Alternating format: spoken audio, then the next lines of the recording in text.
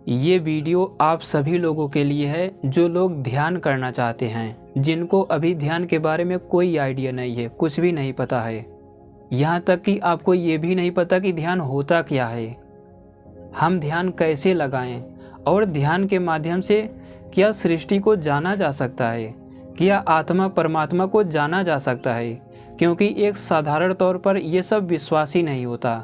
जिन लोगों ने किसी वैदिक ग्रंथ को नहीं पढ़ा है, कभी ध्यान आदि का नाम सुने ही नहीं हैं, ऐसे लोगों को ये सब पता ही नहीं होता कि ध्यान लगाए कैसे, बैठे कैसे, क्या सोचना शुरू करें, हमें किस स्थिति में लगेगा कि हाँ अब हम ध्यान कर रहे हैं। तो आज की इस वीडियो में बेसिक से लेके सब कुछ बताने का प्रयास करूँगा कि ध्यान होता क्या है, कैसे हम स्थिरतापूर्वक मनन चिंतन कर सकते हैं, किस पर मनन चिंतन करना होता है।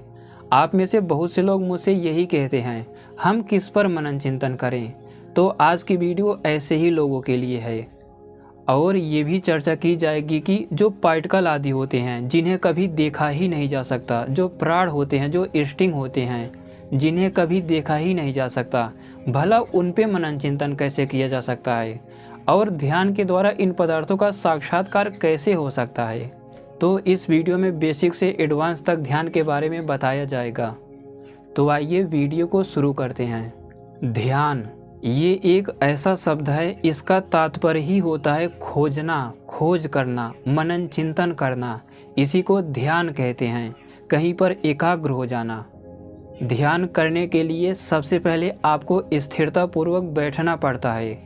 जिस स्थिति में आप अधिक देर तक बैठ सको, हो सकता है कि आप 10 मिनट तक बैठते हो सकता है कि केवल 15 मिनट बैठ सकते हो सकता है कि 20 मिनट तक बैठते हो सकता है कि आधे घंटे 1 घंटे, जितना आपका सामर्थ्य है। तो स्थिरतापूर्वक जिस स्थिति में आप बैठ सको वो आसन है, उसी स्थिति में पहले आप बैठ जाइए। फिर अगला चरण होता है आपको मनन चिंतन करना। अब आपको आत्मा का विषय उठा लेना है। जब हम स्थिरतापूर्वक बैठकर मान लीजिए आत्मा पर मनन चिंतन करना शुरू कीजिए आंख बंद करके, तो उस समय जो आपके अंदर जानने वाला चेतना है उसे आप खोजने का प्रयास करो। सबसे पहले मेरी वीडियो के माध्यम से, योग दर्शन जैसे ग्रंथों के माध्यम से आत्मा को जानने का प्रयास करो।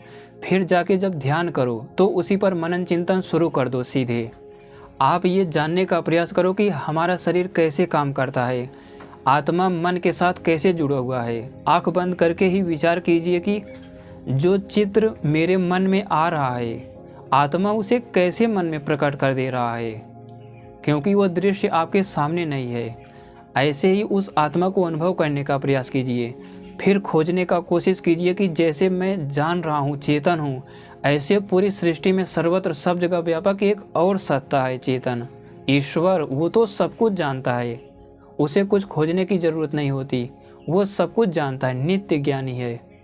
इसके बाद सूर्य की कल्पना करो, ग्रह तारों गैलेक्सियों की कल्पना करो। ये विचार करने का प्रयास करो कि ये कहाँ तक होगा ब्रह्मांड।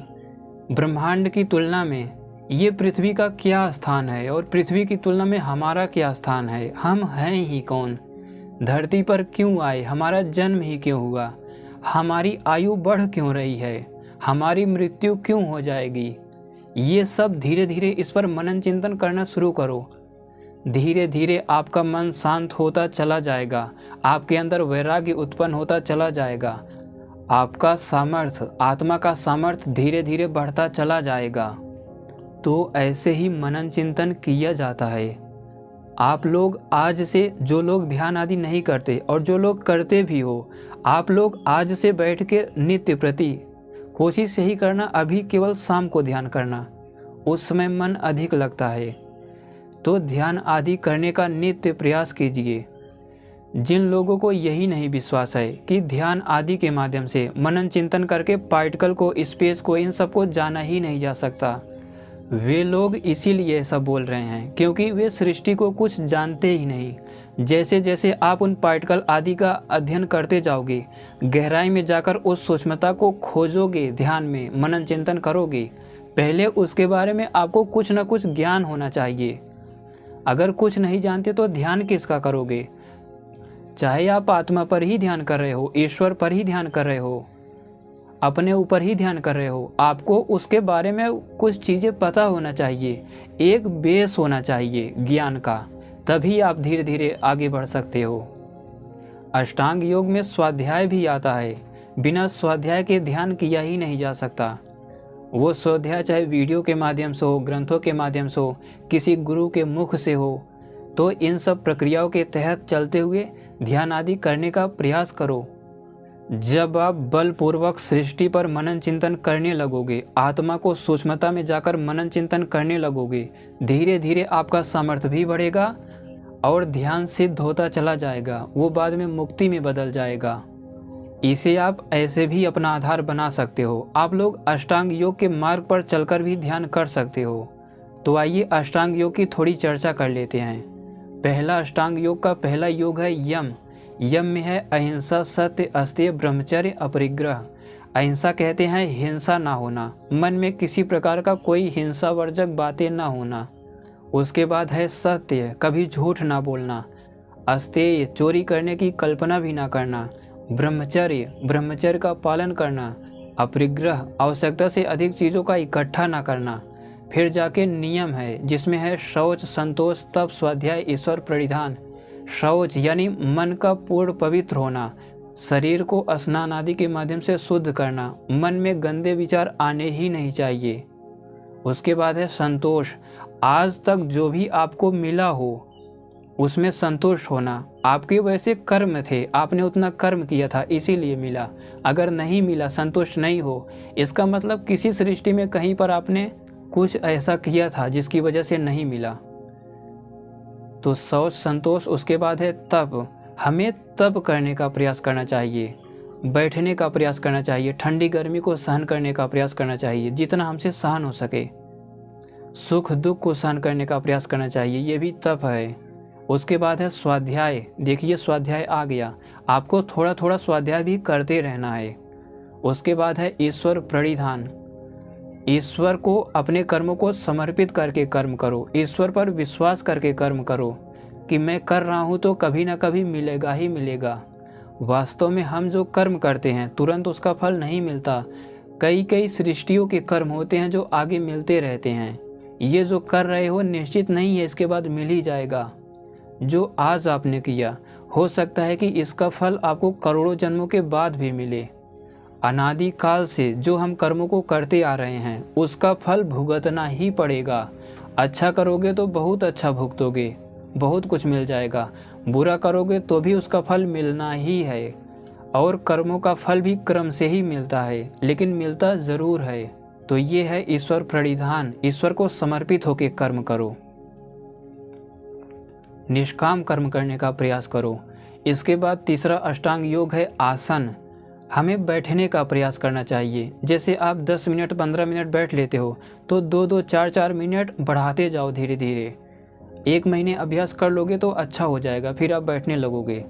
तो ये है आसन। उसके बाद प्राणायाम। आपको प्राणायाम भी करना चाहिए।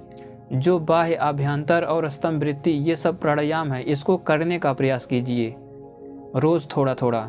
उसके बाद 5वां अष्टांग योग है प्रत्याहार। हमें बलपूर्वक मन को रोकने का प्रयास करना है। अभ्यास के द्वारा, वैराग्य के द्वारा हमें बलपूर्वक मन कहीं गलत दिशा में जाने ही ना पाए। जो चक्षु इंद्रिय हैं कोई गलत चीज़ देखने ही ना पाए। जो श्रोत इंद्रिय हैं कहीं दूसरी जगह भटकने ना पाएँ, उल्टे सीधे गंदे गानों को सुनने ना पाएँ। ऐसे ही 10 ज्ञानेंद्रियों के सहित मन पर पूर्ण विजय प्राप्त करने का अभ्यास करना, वो भी बलपूर्वक। मन को कहीं मत जाने दो। धीरे धीरे ऐसे आपके संस्कार उत्पन्न हो जाएंगे जो मन को रोक लेंगे। शुरू में थोड़ी समस्या होगी लेकिन बाद में ऐसा कर सकते हो। तो यही प्रत्याहार है। इसके बाद आता है 6ठा अष्टांग योग धारणा। हमें किसी पदार्थ पर केंद्रित होना होता है। जब आप पीछे के अष्टांग योगों का पालन कर लेंगे तो आपका मन एकाग्र हो जाएगा। फिर आप जैसे आत्मा पर केंद्रित हो जाओ कि जो जान रहा है वही चेतन हूँ, यही धारणा है। फिर उसके बाद आता है ध्यान, जिस पर आपने धारणा लगाई यानी केंद्रित हुए आत्मा पर, ईश्वर पर, सृष्टि पर, मन पर, प्राणों पर, श्वासों पर।